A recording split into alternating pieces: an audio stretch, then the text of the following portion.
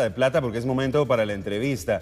Ingrid Álvarez, hoy estaremos hablando con el licenciado Julio Rivera Clavería sobre un tema muy importante y vamos a salir de nuestras fronteras, un tema que nos involucra a todos y la situación que está pasando en Honduras. Han sido días muy complicados después de la primera vuelta, bueno, ya solo se efectúa una de las elecciones presidenciales, descontento en el país y esto ha derivado en una cantidad increíble de situaciones complicadas para el país hondureño, para el país centroamericano. Así que vamos a abordar este tema con el licenciado y esperamos también que todas las personas que se quieran sumar a la conversación lo hagan a través del WhatsApp. Así es, estas imágenes que sin duda han impactado a nivel mundial, precisamente hasta se ha decretado estado de sitio en ese sector, precisamente por la crisis política que se vive allá en Honduras. Pero qué mejor que hablar con el licenciado Julio Rivera Clavería para que nos comente sobre todo y esto y que podamos hacer un análisis de la situación. Licenciado, muy buenos días, bienvenido a Telediario El Amanecer. Primero contextualizar, ¿qué es lo que sucedió en Honduras? ¿Por qué las personas no creen en ese sistema para las elecciones? No es que no crean.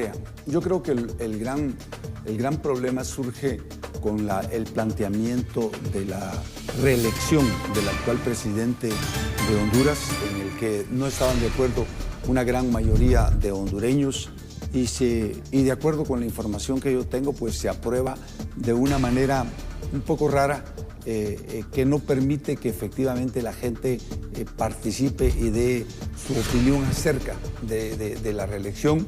Y como resultado, tenemos hoy una crisis política en Honduras que los está afectando y los va a afectar más si no se le pone un hasta aquí. Una de las situaciones que me llama mucho la atención, de hecho hablábamos fuera de cámaras, de cómo podría impactar a nivel económico, obviamente dentro de Honduras, pero también en nuestro país. ¿Por qué?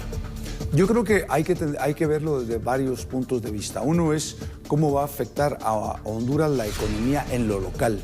Va a tener graves problemas que se van a ver reflejados precisamente en la captación fiscal, porque no van a poder incrementar sus dineros en el fisco porque no hay producción, porque no hay ventas, etc.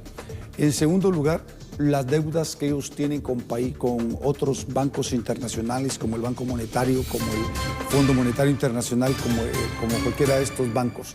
Y en tercer lugar, la economía con los países centroamericanos. Nosotros dependemos todos unos de otros. Por lo tanto, los guatemaltecos tenemos mucho que exportar para Honduras y algunos productos vendrán para acá. Yo creo que todo esto va a sufrir un pequeño descalabro, pero creo que es conveniente y oportuno que los señores en Honduras, los señores candidatos presidenciales se pongan de acuerdo para finalizar esa crisis y buscarle una salida negociada a la misma.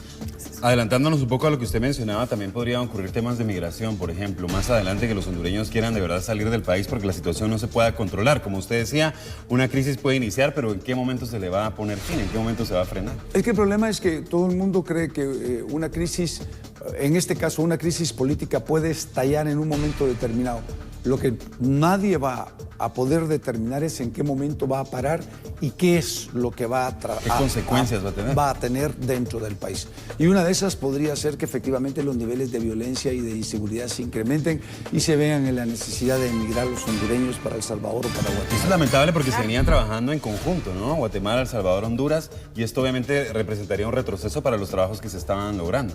Yo creo que pues, la crisis en estos momentos no ha avanzado tanto. Lo importante es contenerla. Yo creo que eso es la parte que tiene que revisar con seriedad y con responsabilidad ambos candidatos presidenciales. Esto no es un problema de un solo candidato presidencial, sino de ambos candidatos presidenciales para poderla contener.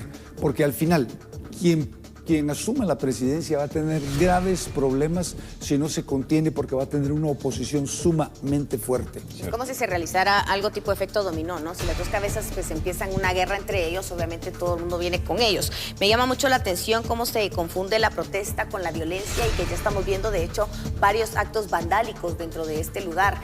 ¿Qué tendrían que hacer las autoridades para frenarlo? Actuar. Actuar. No es lo mismo una protesta que un acto vandálico.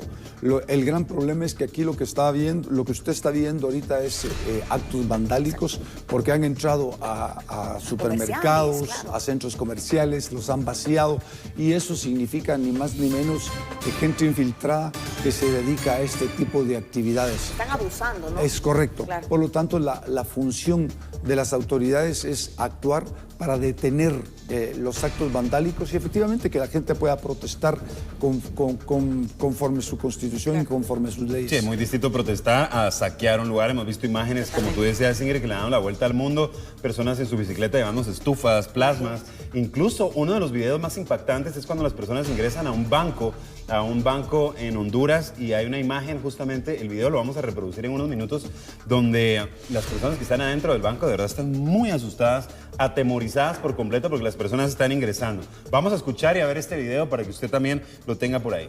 Escuchemos. Señor Jesús, esto es lo que estamos viviendo, estamos encerrados en el banco.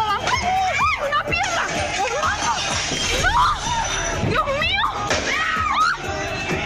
¡Jesús! Ya se están lanzando piedras, vamos para allá.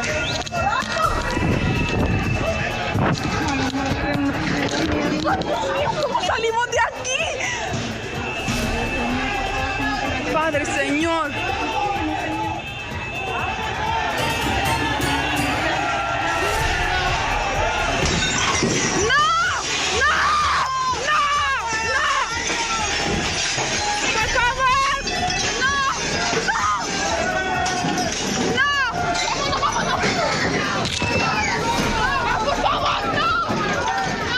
Impresionante, definitivamente estas imágenes que erizan la piel y pues lamentablemente es la realidad que están viviendo en Honduras. Veíamos entonces que definitivamente ya no es una protesta.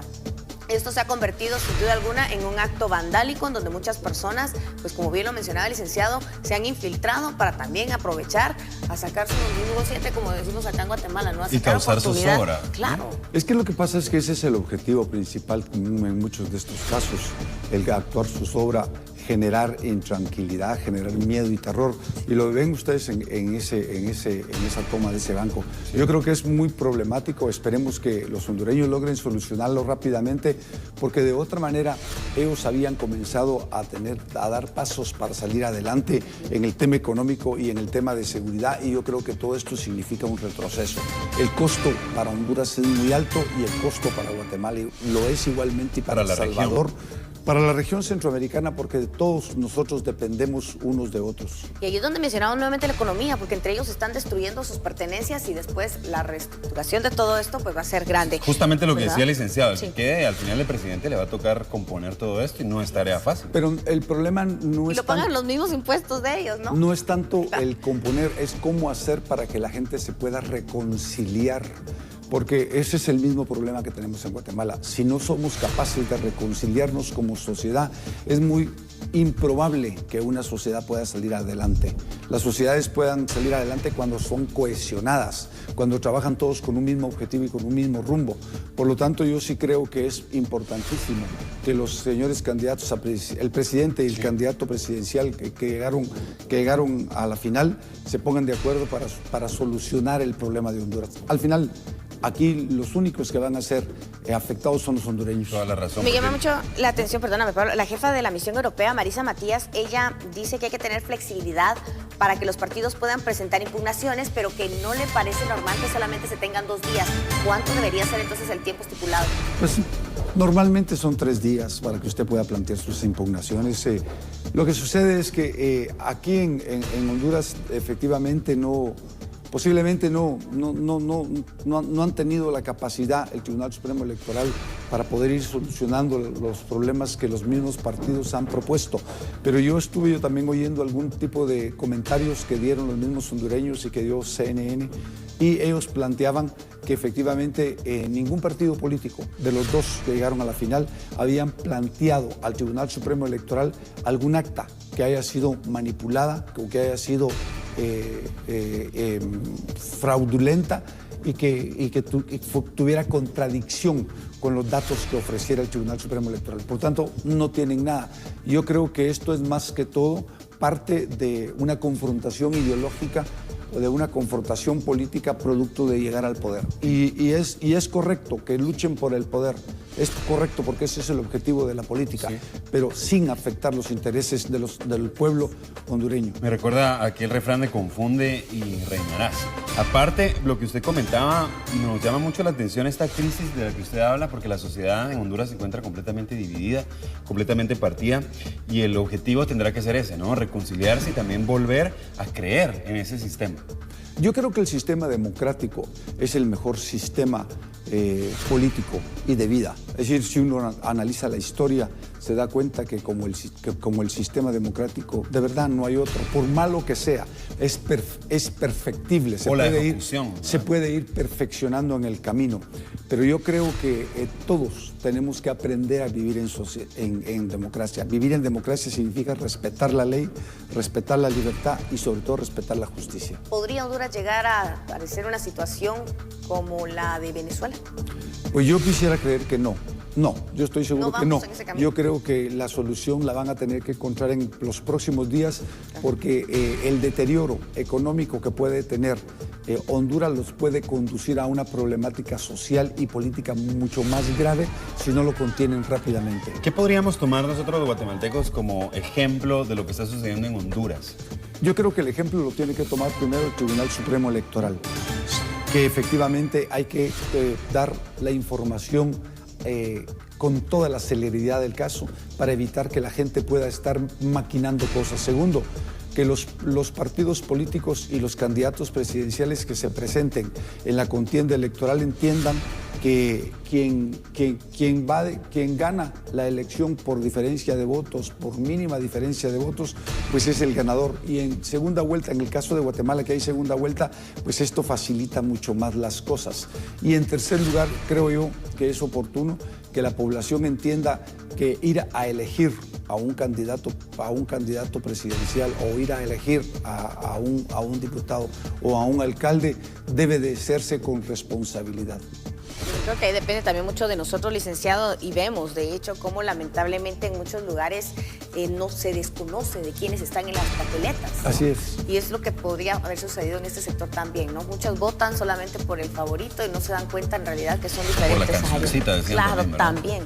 Pero lo más importante es que también los candidatos presidenciales entiendan que no hay que estar empujando a los electores a la confrontación, sino que al contrario, llamarlos a un voto razonado, llamarlos a actuar con paz y con tranquilidad. Y sobre todo por lo que usted hablaba, que si esta crisis no se detiene puede llegar a proporciones de verdad que no se va a lograr detener fácilmente, y esto va a cargar consecuencias de verdad graves para los propios hondureños. Para Honduras y para la región, como usted lo indicaba. Podría haber una migración mayoritaria de hondureños saliendo del país, podría ser una situación complicada y los demás países podríamos no salvarnos ni quedar expuestos. Me llama mucho la atención la opinión pública de algunas personas que dicen que si así están las autoridades en este momento, ¿cómo va a ser después? ¿Usted cree que esto puede ser reflejo de cómo va a ser el gobierno? ¿En Honduras? Sí. Yo creo que no. Yo creo que independientemente de que esto es parte de una agenda política, ellos están en una lucha ideológica por ganar el poder. Esa es una realidad innegable. Ese es el objetivo de la política, ganar el poder. Bueno, lo que hay que hacer es que, como se complicó, buscar una solución. Y esa solución tiene que ser una solución a través del diálogo, negociada, que permita una salida para que el próximo presidente esté legitimado ante la población y pueda hacer su trabajo, por lo menos en esos no sé cuántos, si son 4 o 5 años de gobierno. Por lo tanto, yo creo que ese es el camino que deberían de estar pensando en buscar ambos candidatos presidenciales. Usted hablaba que tal vez en este mes de diciembre la situación podría controlarse. Eso es lo que esperamos todos, porque sabemos que si pasa y siguen pasando los días o llegamos al otro año con esta situación, podría salirse completamente de control. Sería caótico para los hondureños. Yo espero que se contenga lo más pronto posible, que ambos candidatos presidenciales, porque todavía creo que o creo que ya dijeron que Juan Orlando Hernández era el presidente, creo que ellos dos tienen que ver cómo hacen para contener esta crisis, porque de otra manera ellos mismos van a ser afectados. Qué imágenes impactantes. De verdad que sí. Bueno, ya vemos entonces cómo lamentablemente estas elecciones pues al final se convierten en un acto completamente de violencia que le están dando la vuelta al mundo y que pues ahora también nos tendrán a nosotros al pendiente de ver cómo fluyen entonces estas elecciones. Totalmente, agradecemos como siempre al licenciado Julio Rivera Clavería, experto en temas de seguridad y justicia, por acompañarnos como cada martes en el segmento de la entrevista. Licenciado, muchísimas gracias por estar con nosotros. Gracias, Gracias a licenciado. ustedes. Muy feliz.